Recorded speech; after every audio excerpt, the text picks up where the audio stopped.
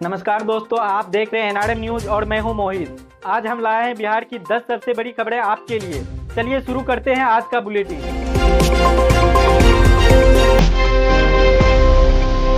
मैं लेकर आया हूं आपके लिए भवानीपुर पतकेली से एक बड़ी और रोमांचक खबर। 4 दिनों से लगातार उत्साह और रोमांच से भरा हुआ सर्कस का आज भव्य समापन हुआ। जी हां दोस्तों, भवानीपुर पतकेली का यह आयोजन पूरे इलाके में चर्चा का विषय बन गया है। शुरुआत से लेकर अंत तक यहाँ हर दिन कुछ नया और अलग ऐसा देखने को मिला जिसने हर किसी का दिल जीत लिया। सबसे पहले बात करते हैं कलाकारों की, जहां कलाकारों ने एक से बढ़कर एक हैरत कर देने वाला कारनामे दिखाए। कभी तेज रफ्तार में साइकिल रेस होती है और दर्शक अपनी सीट से उठकर खड़े हो जाते हैं, तो कभी सीना तीर कर उसमें मिर्च और नमक डालने का हैरत भरा प्रदर्शन कर दिखाया। सोचिए दोस्तों, जहां जरा सा कट लग जाए तो इंसान परेशान हो जाते हैं, वहीं इन कलाकारों ने जख्म में मिर्च और नमक डालकर भी मुस्कुराहट के साथ कला का जीवंत किया।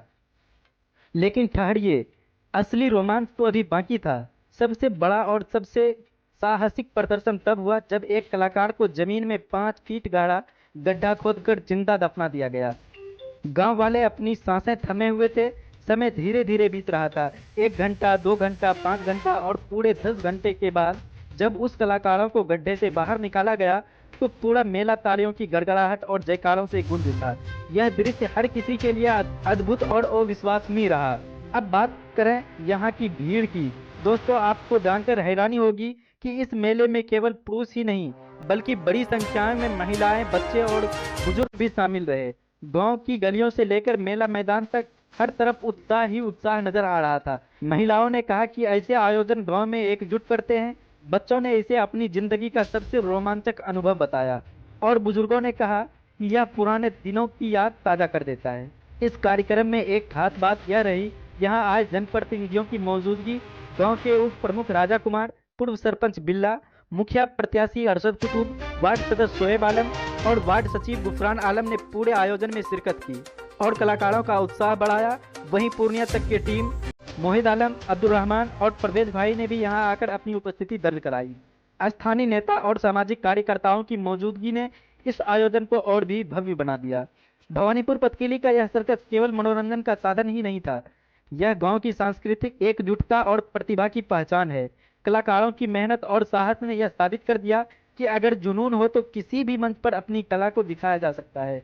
ऐसे आयोजन न सिर्फ गांव के बच्चों और युवाओं को प्रेरित करते हैं बल्कि समाज को एक साथ जोड़ने का काम भी करते हैं। तो दोस्तों, यह था भवानीपुर पतकेली में 4 दिन तक चले इस अद्भुत सर्कस का पूरा हाल, जहां कला, साहस और सांस्कृतिक से मिलकर एक नई पहचान बनाई। आपको कैसा लगा यह आयोजन? क्या आपके गांव में भी ऐसे मेले और सांस्कृतिक कार्यक्रम होते हैं? हमें कमेंट में जरूर बताएं।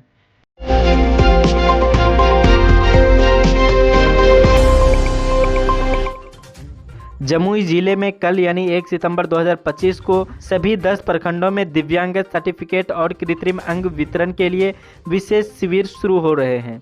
जिला मजिस्ट्रेट नवीन कुमार ने बताया कि यह पहल 12 सितंबर तक चलेगी और इसका उद्देश्य दिव्यांगजनों को बेहतर सुविधाएं प्रदान करना है। इस शिविर में मुफ्त स्वास्थ्य जांच, सर्टिफिकेट वितरण और कृत्रिम अंग प्रदान किए जाएंगे। स्थानीय लोग ने इस पहल का स्वागत किया है। बेतिया के वाल्मीकि नगर टाइगर यानी VTR के पास 30 अगस्त की देर रात एक बाघ ने एक युवक पर हमला कर दिया, जिससे वह गंभीर रूप से घायल हो गया। युवक को बेतिया के सरकारी अस्पताल में भर्ती कराया गया, जहां उनकी हालत नाजुक बनी हुई है। इस घटना ने स्थानीय लोगों में दहशत पैदा कर दी है। वन विभाग ने क्षेत्र में गश्त बढ़ा दी है और लोगों से सतर्क रहने की अपील की है।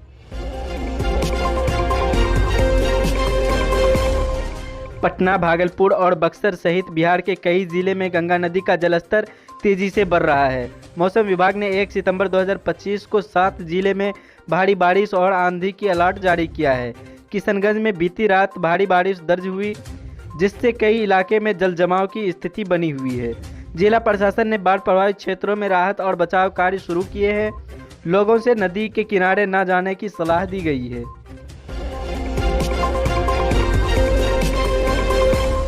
जन स्वराज पार्टी के नेता प्रशांत किशोर ने आज मोतिहारी में एक जनसभा को संबोधित करते हुए कहा कि यदि 40% हिंदू और 20% मुस्लिम वोटर उन्हें समर्थन दे तो वे बिहार में नीतीश कुमार और उत्तर प्रदेश में योगी आदित्यनाथ को हरा सकते हैं। इस बयान ने सियासी गलियारों में हलचल मचा दी है। आरजेडी और कांग्रेस ने इसे बीजेपी की बी टीम की रणनीति करार दिया है, जबकि किशोर ने कहा कि उनकी पार्टी बिहार में सभी 243 सीटों पर चुनाव लड़ेगी।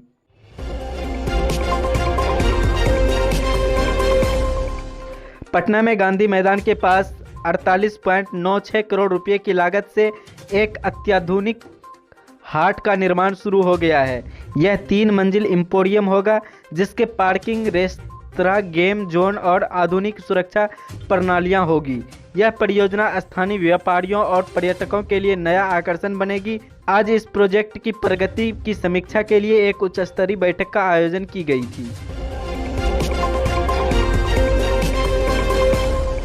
बिहार सरकार ने आज से पंचायती राज व्यवस्था को मजबूत करने के लिए सभी जिले में मुखिया और सरपंचों के लिए विशेष प्रशिक्षण शिविर शुरू किए हैं। इन शिविरों में ग्रामीण विकास परियोजनाएं, बजट प्रबंधन और डिजिटल प्रशासन पर जोर दिया जाएगा। पटना में आयोजित पहले शिविर में 500 से अधिक जनप्रतिनिधियों ने हिस्सा लिया। नीतीश सरकार का कहना है कि यह पहल ग्रामीण बिहार को आत्मनिर्भर बनाने में मदद करेगी।